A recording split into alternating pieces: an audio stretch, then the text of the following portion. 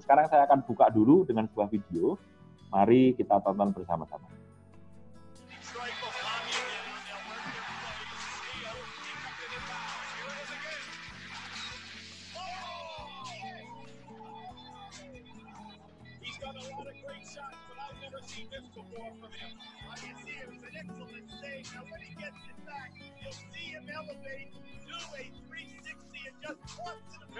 Facing Magic, Lakers, Bulls trail 1-0 in the series, and then they just went off. Game 2, fourth quarter, Mike switching hands midair. A spectacular move by Michael Jordan. They reeled off 4 straight, beat the Lakers, clinching their first NBA title. Yep, there he is. Wow. Oke.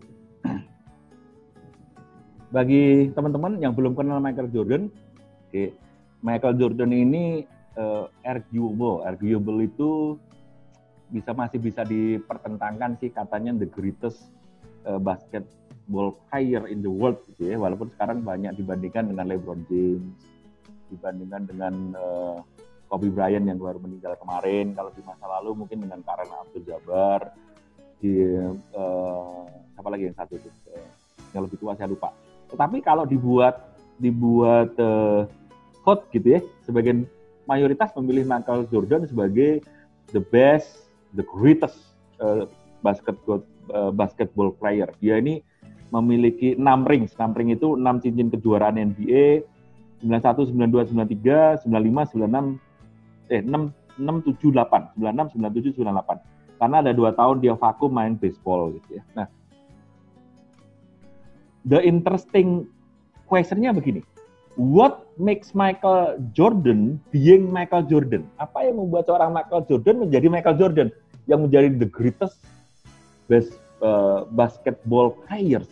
Kalau Anda perhatikan tadi, basketball itu bagi saya salah satu olahraga yang dinamis banget. Makanya saya itu nggak bisa main basket. Karena apa? Ngos-ngosan. Saya itu hampir seluruh olahraga itu saya coba. Saya agak cukup bagus di tenis, di pingpong, di bulu tangkis, voli.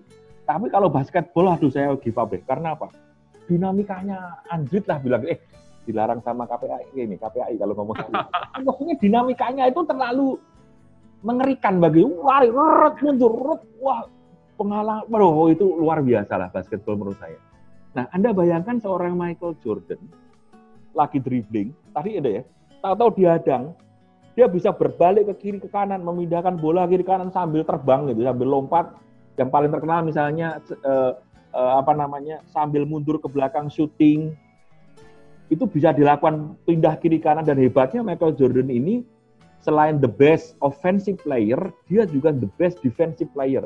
Dia jago nyolong, steal, dia jago ngeblok, dan dia jago rebound. Rebound itu kalau bola mantul dia bisa ngambil. Itu dia tahun 91, kalau nggak 90 dia dapat dua-duanya. Offensive, the best offensive player dan defensive player. Nah, apa sih? Ya coba Anda bayangkan. Michael Jordan itu bisa mendribling, musuh di depan tahu-tahu berhenti dan berbelok. Itu kalau dalam sport itu dinamakan agile. Kemampuannya dinamakan agility. Kemampuan untuk berbelok arah secara tiba-tiba, secara gesit, secara luas, itu namanya agility. Lincah gitu ya. Lincah, lentur, fleksibel. Nah, berbagai macam bahasa itu jadi satu, ya, berbagai macam sifat jadi satu. Nah, konteks itu kan kalau fuka dari politik militer ke dunia kepemimpinan gitu ya. Ini kalau ini coaching, Anda ingatkan coaching juga. Coaching itu dari dunia olahraga ditarik ke dunia bisnis. Sama juga, agility itu dari dunia sport ditarik ke dunia bisnis. Jadi seorang pemimpin yang agile, yang mampu untuk berubah secara tiba-tiba kalau mendapatkan halangan, pergerakan yang tidak unpredictable gitu, itu adalah pemimpin yang agile seperti seorang Michael Jordan. Nah, sekarang saya akan masuk ke tadi ditanya. Jadi kualitas seperti apa sih di dalam VUCA World? Ya. Ini menarik ya Pak Eko ya. Jadi ada statement bahwa agility itu dari dunia olahraga sebelumnya ya, masuk bisnis ya. Oke, ini menarik. Jadi kalau Anda buka cari jurnal tentang agility itu lebih banyak jurnal-jurnal tentang olahraga. Bagaimana untuk melatih orang supaya seorang olahragawan supaya agile gitu ya, supaya lincah, supaya tahu-tahu bisa kan misalnya kalau seorang yang paling bagus tuh memang sepak bola juga sama lah. Seorang yang lagi ribut sekarang ya, Lionel Messi itu agile banget. Kalau dihadang bisa berbelok, nendangnya kayak gini, itu kan agile banget gitu. Nah, itu dipakai dalam konteks bisnis, konteks kepemimpinan. Nah, sekarang saya akan dagingnya di sini nih. Kalau tadi dari awal sih saya mencoba menyajikan yang enak juga, yang daging juga. Tapi kalau Pak Eko daging intinya, the core-nya di mana ya ini nih di slide. Jadi Bapak Ibu dikasih clue nih sama Pak Eko. Ini inti materinya ya slide ini ya. Core-nya gitu.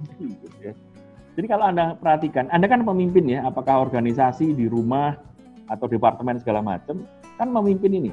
Ini organisasi bisa diganti, family agility, departemen agility, division agility boleh gitu kan, RT RW agility boleh gitu. Nah, dalam dunia yang VUCA yang tadi udah kita bahas di atas nih Pak Aris, agar bisa menghadapi VUCA ini, organisasi itu harus RFC. Saya kasih yang bold hitam itu supaya mudah diingat-ingat, singkatannya RFC. Organisasinya harus responsif, R, harus fleksibel, F, dan harus capable, C. RFC, itu organisasinya.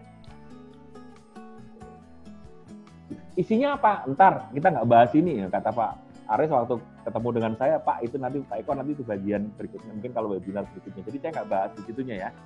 Di webinar yang lain saya memasukkan ke situ. Tapi saya akan mundur dulu ke belakang. Organisasi yang bisa RFC tadi harus dipimpin oleh pemimpin-pemimpin yang agile, yang memiliki kemampuan agility, leadership yang agility. Nah, pemimpin yang memiliki kemampuan yang agile tadi itu memiliki 3 karakter yang utama, GR. Kalau orang Jawa bukan GR itu kan gegeden rumongso. Itu apa namanya GR itu seolah-olah merasa gitu loh. Padahal enggak, ini saya bikin singkatannya mudah. Jadi GR agar RFC. Pemimpinnya harus GR agar organisasinya RFC. Nah, bikinnya kapan nanti baru GR itu GER singkatannya pasti diingat-ingat. RFC itu singkatan juga. RFC itu responsif, fleksibel, capable. Nah, kita masuk di leadership-nya. Nah, ini akan kita bahas Pak Aris, yang akan kita perdalam di siang hari ini. Oke. Nah, tadi definisi leadership agility seorang Michael Jordan saya pakai sebagai contoh, kemampuan seorang pemimpin secara cepat mampu mengamati dan beradaptasi terhadap perubahan lingkungan dan iklim bisnis tadi loh, yang VUCA tadi kan. Jadi kalau menjadi pemimpin yang agile, pemimpinnya apa? Ini enggak yang cepat mengantisipasi, bukan begitu ada perubahan malah menolak perubahan, malah nongkrong lihat ini perubahannya begini, ya sudahlah saya terima. Bukan memang harus terima, tetapi bagaimana menanggapinya dengan responsif itu menjadi penting ini. Seorang pemimpin yang secara cepat mampu mengamati dan beradaptasi terhadap perubahan lingkungan dan iklim bisnis, itu leadership agility. Yang harus dimiliki adalah apa? Yang pertama, growth mindset. GR, G-nya itu growth mindset. Growth mindset. Lawannya growth namanya fixed mindset. Ada growth, bertumbuh, pemikiran yang tumbuh. Fixed mindset adalah pemikiran yang tidak tumbuh, fix, ya udah tetap itu aja gitu. Di sebelah kiri itu ada penjelasannya bahwa pemimpin yang agile adalah pemimpin yang percaya bahwa kecerdasan termasuk kepemimpinan dapat dan perlu terus-menerus dikembangkan. Jadi kalau saya tanya, ini iseng-iseng nanya ya, ke semua, Bapak dan Ibu-ibu, keahlian Anda yang selama 5 tahun terakhir ini, ada yang baru nggak? Yang major loh ya. Kalau Anda bilang, wah nggak ada yang baru, Pak. Sorry, Anda fix mindset. Mindset, oke. Iya, 5 tahun loh, masa nggak belajar hal yang baru? Wah, saya bisanya kemampuan saya sama dengan kemampuan saat saya lulus kuliah 20 tahun yang lalu, celaka itu. gimana mau relevan di dunia sekarang yang berubah cepat gitu loh. Itu ngukurnya begitu. Jadi kita harus percaya bahwa walaupun sudah seusia kita, saya dengan Pak Aris yang kepala 4, mungkin ada yang kepala 5, ada yang kepala 6, apalagi yang masih kepala 3, apalagi kelas kepala 2. Hey, the world is bukan evolve lagi, revolve, bergerak cepat, very rapid. And then you have to develop, to nurture new skill set, kompetensi. Harus percaya itu bisa dilakukan. Itu yang pertama, growth mindset. Kemudian yang kedua kan embrace change. Tadi udah sempat dibahas di bagian depan. Masih ada orang denial. Wah, nggak ada tuh ceritanya COVID itu mah tipu daya, itu kong kali kong. Ya nggak kemana-mana. Gitu. Embrace change, perubahan itu nggak cuma diterima, accept gitu ya, tapi di embrace. Embrace itu apa? Dengan penuh sukacita. Ya sudah, ya kan saya ambil dan senang hati karena ada opportunity baru yang muncul. Definisinya di sini menanggapi perubahan dengan sukacita dan memanfaatkan peluang yang muncul dengan mengembangkan cara-cara baru, termasuk cara-cara apa? Kompetensi baru. Gitu. Yang tadi di growth mindset. Atau bisa menikmati perubahan itu ya? Iya, harus begitu. Ya enjoy gitu ya? Kalau nggak enjoy gimana? Kalau orang nggak enjoy kan malas belajar kan? Ya. Harus enjoy. Yang ketiga, R-nya rapid execution. Dunia berubah cepat, kalau kita berlambat-lambat tadi, birokratis, berlama-lama, Pak Jokowi marah, sampai dengan bulan Agustus, spending departemen dan pemda-pemda baru 35% ya pinggir. Berlambat-lambat, mungkin karena birokrasi tadi, padahal government spending itu berkontribusi 10% terhadap pertumbuhan ekonomi. Ya. Rapid execution artinya apa? Menjalankan perencanaan strategi dan hasil keputusan dengan langkah-langkah eksekusi yang cepat. Hati-hati ya, nanti kita breakdown. Cepat itu jangan diartikan dengan ngawur, beda. Nanti kita akan bahas. Jadi, kalau tadi ada pertanyaan, Pak Eko, kepemimpinan dalam konteks sekarang buka, kepemimpinan seperti apa? Kepemimpinan yang agile atau leadership agility. Ini definisinya dari sini. Seorang pemimpin yang secara cepat mampu mengamati dan beradaptasi terhadap perubahan lingkungan dan bisnis, yang dia memiliki karakter, growth mindset, embrace change, dan rapid execution. Ada 3. Pak, yang situational leadership masih kepake nggak? Ya masih kepake. Ini kita menambah sebuah teknik baru gitu loh. Kalau kita punya toolbox di rumah, kan punya toolbox kan, ada palu, ada gergaji, kita nambah toolnya lagi yang paling advance gitu. Karena apa? Dunianya sekarang berubahnya cepat. Bukan berarti palunya udah nggak kepake, masih kepake. Transformasi masih kepake nggak? Masih kepake. Tetapi ini adalah baru karena konteksnya berbeda. Kalau tadi ya, situational leadership ini adalah karena kita mengamati bahwa anak buah itu berbeda-beda. Kalau transformasi, kalau situasi hanya pendekatan, kalau kita ya udah kita transformasikan yang bersangkutan supaya mandiri.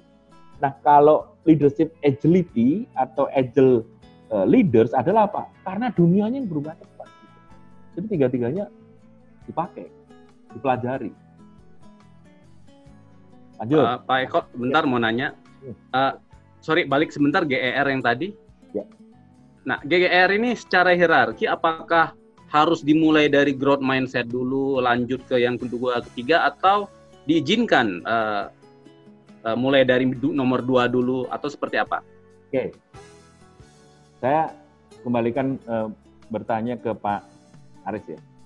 Pak Aris, kalau orang yang bisa rapid execution, pengambilan keputusan cepat, dia sudah embrace change belum, Pak? Harusnya sudah. Iyalah, orang kalau dia nggak denial change, ngapain kita membuat keputusan baru buru-buru? Saya nggak suka itu kok gitu kan. Nah, kalau dia embrace change, dia mindset-nya mindset yang berkembang nggak? Harus. Iya. Nah, ini saya harus uji nih, ini teorinya Eko Utomo ya. Ini belum keluar di buku manapun, belum keluar di buku, belum keluar di internet, tapi nanti akan saya uji di sebuah empiris study gitu ya. Bener nggak? Ini namanya hipotesis, namanya adalah presupposition, hipotesa, belum teruji secara empiris, tapi nanti saya akan buatkan questionnaires di kesempatan yang berbeda. bener nggak urutannya, tapi dugaan saya Pak Aris ini berurutan Pak. Oke. Teorinya Eko Utomo ya, karena ini buatan saya gara-gara COVID ini, saya bikin sebuah video. Lanjut Pak Aris ya. Siap. Nah, berikutnya pendalaman lagi nih. Growth mindset gitu ya. Tapi gimana cara implementasinya ya? Nah, ini kan menarik kan, kita kan kalau belajar gini kan jangan cuma tambah pinter, tetapi kita tambah jago di dalam implementasi sehari-hari. Orang yang growth mindset itu, tandanya, cirinya, atau kalau namanya tanda ciri yang harus kita lakukan adalah always looking for a challenge gitu loh. Kalau Anda itu suka ya yang tenang-tenang aja, nyari yang nyaman-nyaman, itu sudah tandanya nggak growth mindset. Kalau ditanya, Pak, buku yang terakhir Anda baca ya buku apa? Ingat-ingat tuh buku bagaimana menghadapi interview gitu. Terus saya tanya, itu kapan itu? Ya 20 tahun yang lalu waktu saya lulus kuliah. Ya. Ya, Rek. Jadi itu nggak growth mindset. Jadi yang pertama adalah always looking for challenge. Jadi saya minta bagi Anda teman-teman yang terlalu nyaman ya menghadapi kondisi ini, nanti kalau Anda tetap di situ, Anda akan dipaksa untuk berubah. Nggak enak loh dipaksa. Tetapi kalau always looking for challenge, kita dengan sendirinya berubah duluan. Keluar dari comfort zone. Jadi paling enak itu apa? Dengan sendirinya kita keluar dari comfort zone. Jangan dipaksa keluar dari comfort zone loh, itu sangat menyedihkan dan tidak mengenakan. Jadi kembangkan perilaku untuk always looking for challenge. Untuk supaya apa? Growth mindset. Yang kedua, persistent learning in the path of mastery. Kan kalau misalnya, contoh lah ya, di pandemi saat sekarang ini, saya dan anggota tim saya, karena sering online gitu, harus mengembangkan video. Nanti Anda lihat di ini ya, di YouTube channel saya ya, Bed with Dr. Eko Utomo. Kita udah produksi video sebelumnya nggak bisa loh Pak Aris. Oke. Kita beli peralatan, gimana ngeditnya, gimana actingnya, gimana nambah suara, itu belajarnya baru tahun ini nih gara-gara itu kan belajar kompetensi baru dan kita harus persisten. Nggak mudah, tapi bisa kok. Jadi kita harus persisten. Kalau nggak begitu kita nggak akan survive karena apa? Ini dunianya baru. Jadi harus persisten, learning in the path of mastery, kemampuan baru. Yang ketiga, ini menarik nih. Inspire by other success gitu loh. Kita sering kali itu kalau orang fixed mindset, kalau ada orang sukses itu yang lain itu kita iri, cemburu, nggak suka, bahkan kita musuhi gitu. Jadi itu membuat kita fix karena apa? Orang sukses kita musuhi dan kita ya sudah saya begini, tetapi jangan ada yang orang lebih sukses daripada saya, gue celaka. Nah kalau yang bagus orang growth mindset itu apa? Inspire by other success. Kalau saya kasih contoh, saya ini muridnya Pak Renat Kasali. Moga-moga pada kenal semua. Pak Profesor Renat Kasali di FEUI itu, beliau salah satu produknya mirip dengan punyanya Pak Aristian, namanya Rumah Perubahan gitu ya. Itu beliau ini konsultan terkenal sekarang, selain jadi profesor, beliau juga jadi komut di Telkom. Kalau menjelaskan sesuatu tentang bisnis strategi luar biasa, video-videonya juga bagus gitu ya. Nah, saya menggunakan video Pak Renat Kasali itu sebagai benchmark saya. Wah, sebagai muridnya Pak Renat, saya akan buat seperti Pak Renat. Bahkan kalau perlu nanti moga-moga gitu suatu ketika bisa lebih bagus daripada Pak Renat. Itu jadi saya harus dong. Iya, saya terinspirasi sama beliau. Saya nggak musuhin beliau gitu loh. Wah, sekarang kalau bayaran Pak Renat 10 kali dari bayaran saya terinspirasi. Kalau saya mengembangkan diri saya, suatu ketika nanti saya bisa menyamai bahkan bisa melebihi beliau. Itu namanya terinspirasi. Karena terinspirasi kemudian apa? Saya belajar ini itu, mengembangkan ini, praktek ini. Ini namanya growth mindset. Kalau ada tetangga yang sukses, jangan dimarahin. Kita datangin, kita ATM. Amati, tiru, modifikasi. Supaya apa? Kita berkembang gitu. Ini yang detail yang pertama, Pak Aris, growth mindset. Ada pertanyaan Pak Aris sebelum saya lanjut? Sepertinya banyak pertanyaan, tapi karena waktu, mungkin kita ini dulu, kita pooling dulu. Boleh ya? Ini kita pooling sehubungan dengan tema kita sekarang, yaitu growth mindset. Jadi Bapak dan Ibu, tolong dibantu untuk menjawab pooling. Sebentar lagi saya akan bagikan. Tolong dijawab, oke. Tolong dipilih. Ini sebenarnya ada di belakang ya Pak Eko ya, Yes. pollingnya ya. Ah. Tetapi karena temanya sekarang saya majukan ya. Nah, Bapak dan Ibu tolong dijawab, kira-kira berdasarkan kondisi Bapak Ibu sekarang, yang tadi yang always looking for challenge itu, yang selalu suka mencari tantangan, Ibu Bapak ada di nomor berapa ya? Oke, monggo. Nah, ini Pak Eko. Pak Eko bisa lihat ininya, hasilnya sementara bisa ya? Oke, jadi ini langsung ada 3 pertanyaan teman-teman, biar kita bisa ngelihat kira-kira para peserta kita hari ini estimasi ada di yang mana kondisinya untuk 3 hal yang barusan dibahas oleh Pak Eko. Dijawab jujur saja karena ini tidak ada konfidensialnya karena memang kita tidak tahu siapa yang menjawab gitu ya. Oke, baru 53% yang menjawab. Target saya kalau bisa minimum 80% biar Bapak Ibu kita bisa mewakili. Oke, baru 60%, monggo sudah 1 menit lebih. Saya kasih mungkin sampai 1 menit 30 detik. Oke, sudah 70%, monggo. Tinggal 10% lagi. Oke. Ini mikirnya lama juga ternyata.